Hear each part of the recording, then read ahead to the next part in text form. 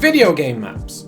They really are quite an important part of a video game, because without the map, without the world, you have nothing to explore and nowhere to go. Not all games need them. Space Invaders doesn't really need a traditional map, as we would call it, and neither does Pac-Man. I more mean a general modern game, sort of your Breath of the Wild, your Ubisoft games, even games like Mario Odyssey, where they have smaller individual worlds. When I say video game maps, I'm more referring to what you would think of with Assassin's Creed games, Genshin Impact, Legend of Zelda games, you know, a big open world map. Maps where you seem to have freedom to go where you like. I've been thinking about this for a while. It used to be a time where people would rate a game based on its map size. It was always, oh, this map is 10 times bigger than the previous game, or this map is bigger than that one. But I think just going off map size isn't a good determination of whether the game will be good or not. I think it's more how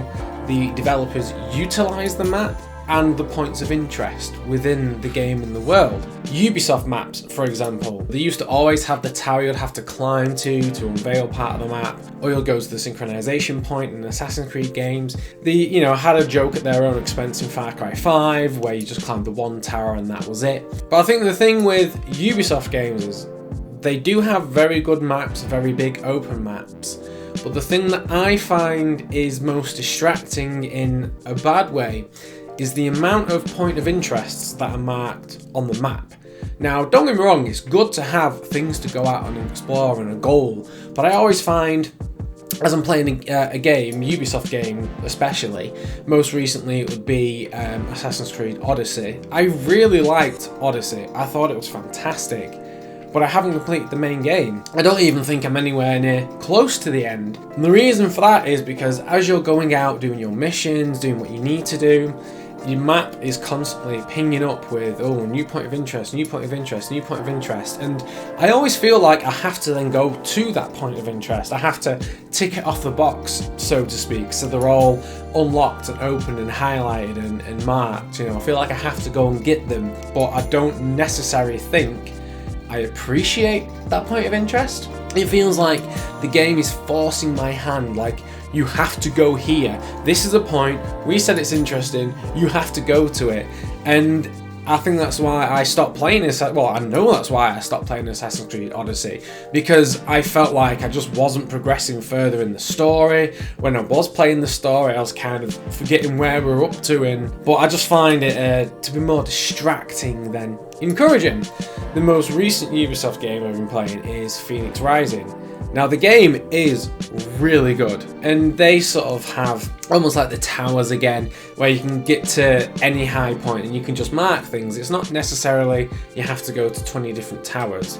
There is a tower for each area. And as much as I think that is a better application where you can just actively hunt and mark them, that is going to distract me from completing the game. You can see the points of interest and then you can tag them on your map, and then they're permanently marked on your map.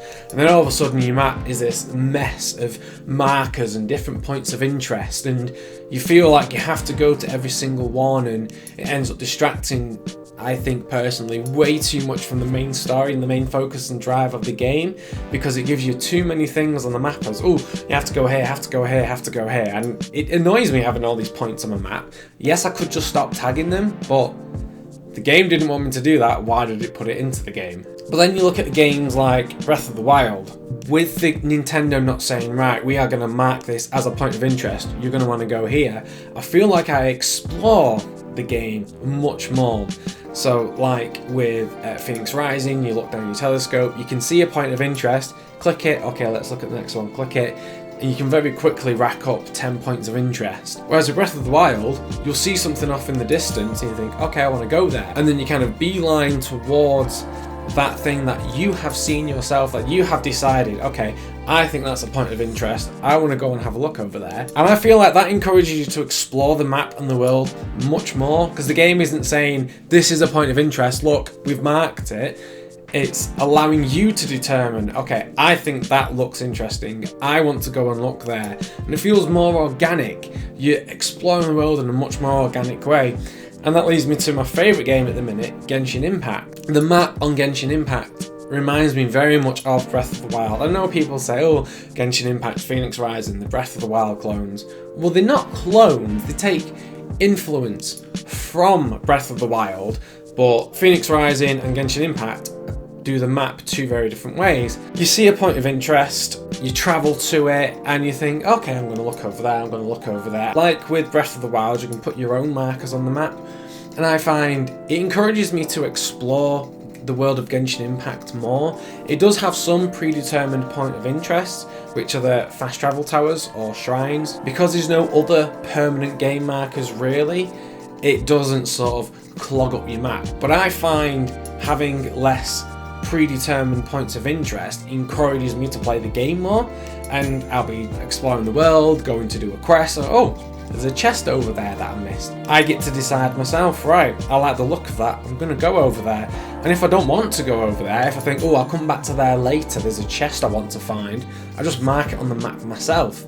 And then when I'm ready, I will go back there later, find the chest, do what I want to do, and then turn the marker off.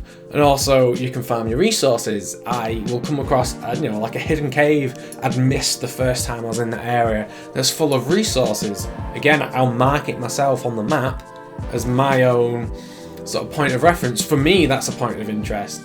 And I think that's what it really comes down to is, if a game is telling me what a point of interest is, I find it can distract from the main game because you feel like you have to go and explore every single little point of interest that they mark out. And yes, you can just run through the main story, but then I feel like if I do that, why would I then want to go back and play the game? Because the game's already told me there's a chest over there, there's a base over there, there's enemies over there, there's a challenge over there. The game's telling me, oh, that stuff's already there. So I don't really need to go and explore it because I know what's there.